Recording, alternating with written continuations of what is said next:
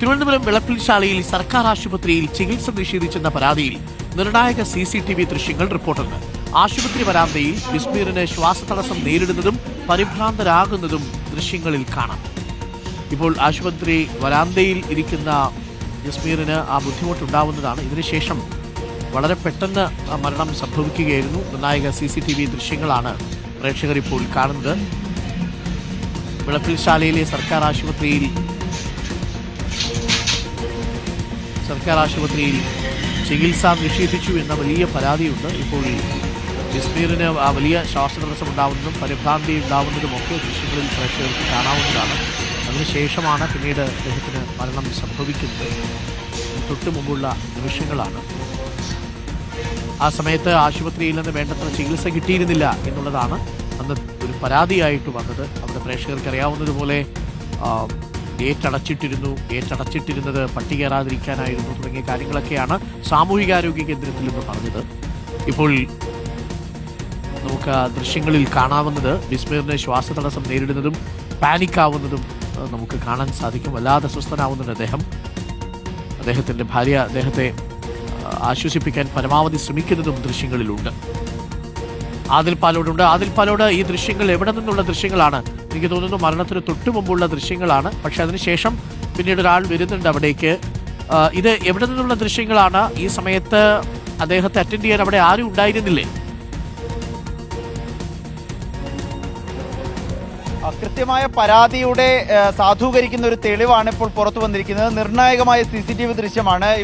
ബിസ്മീർ 37 വയസ്സ് മാത്രമാണ് പ്രായം. ഇവരുടെ ആരോപണം ആശുപത്രിയിലേക്ക് അത്രയും ബുദ്ധിമുട്ടോടുകൂടി ശ്വാസതടസ്സവുമായി എത്തുമ്പോഴേക്ക് അവിടെ ഗേറ്റ് അടച്ചിട്ടിരിക്കുകയായിരുന്നു. ഗേറ്റിൽ പലതവണ മുട്ടുകയും കോളിംഗ് ബെൽ അമർത്തുകയും ചെയ്തിട്ടും മിനിറ്റുകൾ കഴിഞ്ഞതിന് ശേഷമാണ് സെക്യൂരിറ്റി തന്നെ പുറത്തേക്ക് ഇറങ്ങി വന്നത് എന്നതായിരുന്നു ആരോപണം. ഏതായാലും ഈ ദൃശ്യങ്ങൾ നമ്മൾ കാണുന്നുണ്ട്. ബിസ്മീറും ഭാര്യ ജാസ്മിനും കൂടി വിളപ്പിൽശാല സാമൂഹിക ആരോഗ്യ കേന്ദ്രത്തിലേക്ക് വരുന്നു. അവിടെ പുറത്തിട്ടിരിക്കുന്ന കസേരയിൽ ബിസ്മീർ ഇരിക്കുകയാണ്. ബിസ്മീറിന് ഇരിക്കുമ്പോൾ തന്നെ വലിയ ബുദ്ധിമുട്ടുണ്ടാകുന്നുണ്ട്, വലിയ തോതിൽ അസ്വസ്ഥനാകുന്നുണ്ട്. അസ്വസ്ഥത കണ്ട് പലതവണ കോളിംഗ് ബെൽ അമർത്താൻ അങ്ങോട്ടും ഇങ്ങോട്ടും ഓടുന്ന ഭാര്യ ജാസ്മിനെയും ദൃശ്യങ്ങളിൽ കാണാൻ കഴിയുന്നുണ്ട്. നെഞ്ചിൽ തടവി കൊടുക്കുന്നുണ്ട് ജാസ്മിൻ. ഏതായാലും അതിനുശേഷമാണ് സെക്യൂരിറ്റി എന്ന് തോന്നിക്കുന്ന ഒരാൾ ഇറങ്ങി വന്ന് അത് 2-3 മിനിറ്റുകൾക്ക് ശേഷമാണ് ഒരു ആശുപത്രി എങ്ങനെ പൂട്ടിയിടാൻ സാധിക്കും എന്നുള്ളതാണ് കുടുംബത്തിന്റെ ചോദ്യം. പട്ടി കയറും എന്നുള്ളത് കൊണ്ടാണ് ആശുപത്രി ഗ്രില്ല് പൂട്ടിയിട്ടത് എന്ന് ആശുപത്രി അധികൃതർ വിശദീകരിക്കുന്നുണ്ട്.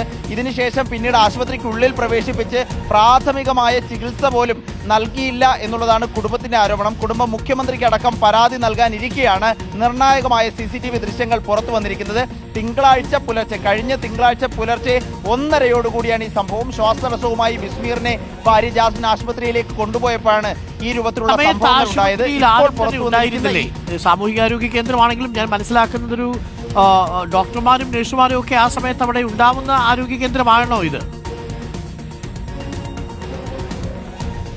ആശുപത്രിയിൽ ഡോക്ടർമാരും നഴ്സുമാരും ഒരു ഡോക്ടറും നഴ്സും ഉണ്ടായിരുന്നു എന്നുള്ളതും കുടുംബം സ്ഥിരീകരിക്കുന്നുണ്ട്. പക്ഷേ അവർക്ക് വേണ്ട ചികിത്സ നൽകാൻ തയ്യാറായില്ല എന്നുള്ളതാണ്. വളരെ വേഗം ഓക്സിജൻ പോലും ഇല്ലാത്ത ഒരു ആംബുലൻസിൽ കയറ്റി മെഡിക്കൽ കോളേജിലേക്ക് കൊണ്ടുപോയിക്കോളൂ എന്നുള്ളതായിരുന്നു നിലപാട്. പ്രാഥമികമായി നൽകേണ്ട ചില കാര്യങ്ങൾ പോലും നൽകിയില്ല. മാത്രമല്ല ആവി പിടിക്കാനുള്ള ഉപകരണം നൽകുമ്പോൾ ഈ ഭാര്യ ശ്രദ്ധിക്കുന്നുണ്ട്. അതിലേക്ക് മരുന്ന് പോലും ഒഴിക്കാൻ തയ്യാറായിട്ടില്ല. ഒരു ഉറക്കച്ചടവോടെ രണ്ടുപേരും ഈ ഡോക്ടറും നഴ്സും ആശുപത്രിയിൽ കിടന്ന് ഉറങ്ങുകയായിരുന്നു. അതുകൊണ്ടാണ് ഈ ചികിത്സ ആശുപത്രിയിലെ ഗേറ്റ് തുറക്കാൻ തന്നെ വൈകിയത്. പിന്നീട് ചികിത്സ നൽകുന്നതിലും പ്രാഥമിക ശുശ്രൂഷ നൽകുന്നതിലും പിഴവുണ്ടായി എന്നുള്ള കുടുംബത്തിന്റെ ആരോപണം. സെക്യൂരിറ്റി ജീവനക്കാരൻ അവിടെ ഉണ്ടായിരിക്കെയാണ് ഈ ഗേറ്റ് പൂട്ടി അകത്ത് ഈ ഡോക്ടറും നഴ്സും ഉണ്ടായിരുന്നത് എന്നാണ് മനസ്സിലാക്കുന്നത്. യഥാർത്ഥത്തിൽ ആ സമയത്ത് തന്നെ ഇവർക്കുള്ളിലേക്ക് പോകാൻ കഴിഞ്ഞിരുന്നുവെങ്കിൽ കൃത്യമായിട്ട് ഒരു പരിഗണന കിട്ടിയിരുന്നെങ്കിൽ ജീവൻ രക്ഷിക്കാൻ കഴിയുമായിരുന്നു എന്നതാണ് കുടുംബത്തിന്റെ ഒരാക്ഷേപം അല്ലേ അതിൽ? ഉറപ്പായും അങ്ങനെ തന്നെയാണ്. ഈ 37 വയസ്സ് മാത്രമാണ് പ്രായം. 40 വയസ്സ് പോലും ബിസ്മീറിനായിട്ടില്ല. സ്വിഗ്ഗിയിൽ ഈ ഭക്ഷണങ്ങൾ കൊണ്ട് നൽകുന്ന ജോലിയാണ് ബിസ്മീർ നൽകുന്നത്. ചെറിയ 2 കുഞ്ഞുങ്ങളാണുള്ളത്. ബിസ്മീർ മാത്രമായിരുന്നു ഇവരുടെ കുടുംബത്തിന്റെ ഏക ആശ്രയം എന്നുള്ളതാണ് ഇതിൽ ഏറ്റവും വേദനിപ്പിക്കുന്ന കാര്യം.